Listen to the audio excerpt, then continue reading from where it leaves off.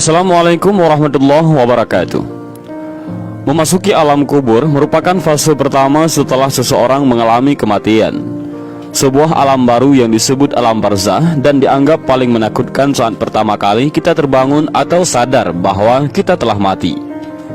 Seseorang yang sudah mati akan merasa tak percaya jika ia sudah meninggalkan alam fana dan serasa bermimpi ketika di alam kubur. Digambarkan jika seseorang yang baru 1 hari meninggal seperti mengalami mimpi jika dia belum mati, tetapi sebenarnya sudah memasuki alam barzah. Disebutkan ketika seseorang yang mengalami kematian dan kemudian memasuki alam kubur, maka pertama yang akan datang adalah malaikat Munkar dan Nangkir.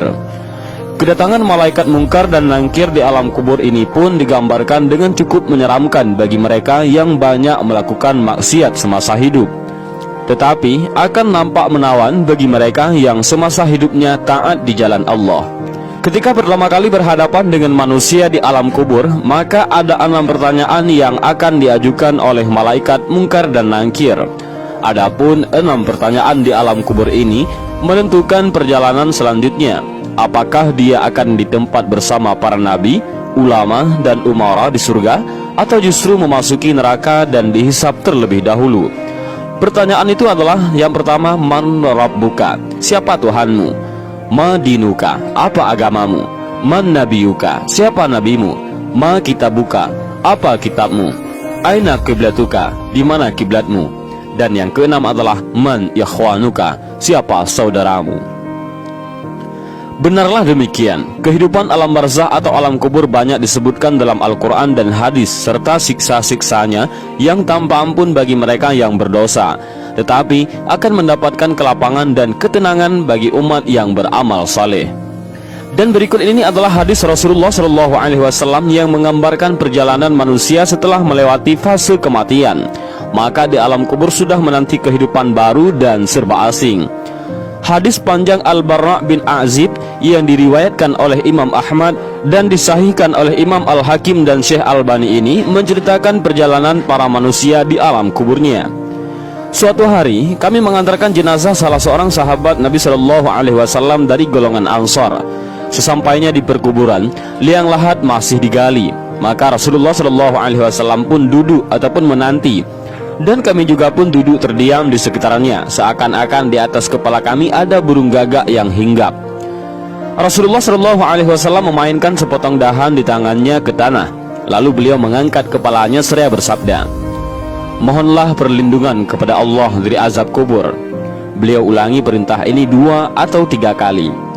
Kemudian beliau SAW bersabda, "Seandainya seorang yang beriman sudah tidak lagi menginginkan dunia dan telah mengharapkan akhirat ataupun sakratul maut, turunlah dari langit para malaikat yang bermuka cerah secerah sinar matahari. Mereka membawa kain kafan dan wangi-wangian dari surga, lalu duduk di sekeliling mukmin tersebut sejauh mata memandang. Setelah itu, turunlah malaikat pencabut nyawa dan mengambil posisi di arah kepala mukmin tersebut. Malaikat pencabut nyawa itu berkata, 'Wahai nyawa yang mulia, keluarlah engkau untuk menjemput ampunan Allah dan keridhaannya.' Maka nyawa itu dengan mudahnya keluar dari tubuh mukmin tersebut seperti lancarnya air yang mengalir dari mulut sebuah kendil. Lalu nyawa tersebut diambil oleh malaikat pencabut nyawa dan dalam sekejap mata diserahkan kepada para malaikat yang berwajah cerah tadi, lalu dibungkus dengan kafan surga dan diberi wangi-wangian darinya pula, hingga terciumlah bau harum seharum wangi-wangian yang paling harum di muka bumi. Kemudian nyawa yang telah dikafani itu diangkat ke langit. Setiap melewati sekelompok malaikat di langit, mereka bertanya, 'Nyawa siapakah yang amat mulia itu?' 'Ini adalah nyawa Fulan bin Fulan,' jawab para malaikat yang mengawalnya dengan menyebutkan namanya yang terbaik ketika di dunia. Sesampainya di langit dunia, mereka meminta izin untuk memasukinya, lalu diizinkan.